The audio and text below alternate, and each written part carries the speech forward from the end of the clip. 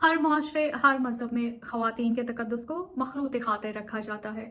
جنگوں میں بھی خواتین کے ساتھ خاص رعایت برتی جاتی ہے.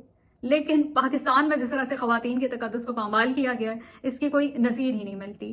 کئی خواتین کو 9 مئی کے فالس فلیگ آپریشن کی آڑ میں پابند سلاسل کیا گیا، جن کی ہر ایک کی اپنی الگ داستان ہے. انہی میں سے ایک نام فہمیدہ بیگم کا بھی ہے. فہمیدہ بیگم ایک گھریلو خاتون ہیں اور اپنے بیٹے فیضان کے ساتھ لاہور میں رہائش پذیر تھی. 9 مئی کو جس دن چیئرمین عمران خان کی غیر قانونی گرفتاری کی گئی، اپنا آئینی حق استعمال کرتے ہوئے وہ پرامن احتجاج کرنے نکلیں اور اس پاداش میں انہیں اٹھا کے گرفتار کر لیا گیا. ان کا پریشان حال طالب علم بیٹا اپنی تعلیم چھوڑ کر اپنی ماں کی رہائی کی تگ و دو میں مصروف ہوا تو اس بے گناہ کو بھی اٹھا کے گرفتار کر لیا. آج قید ہوئے پورے 5 مہینے گزر گئے ہیں. تعلیم، گھر، کاروبار سب تباہ ہو گیا ہے.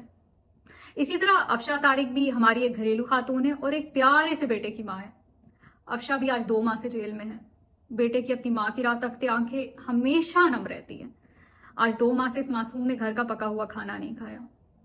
یہ دونوں خواتین اور ان کی طرح کی کئی اور خواتین جیل میں صرف ایک پریس کانفرنس کی دوری پر ہیں. لیکن آفرین ہے ہماری تمام ان بہادر خواتین پہ جو صبر اور استقامت کا بہترین نمونہ پیش کرتے ہوئے اپنے کپتان کے ساتھ ڈٹ کے کھڑی ہیں اور اس بدترین فسطائیت کے سامنے ہتھیار ڈالنے کے لیے تیار نہیں ہو رہی.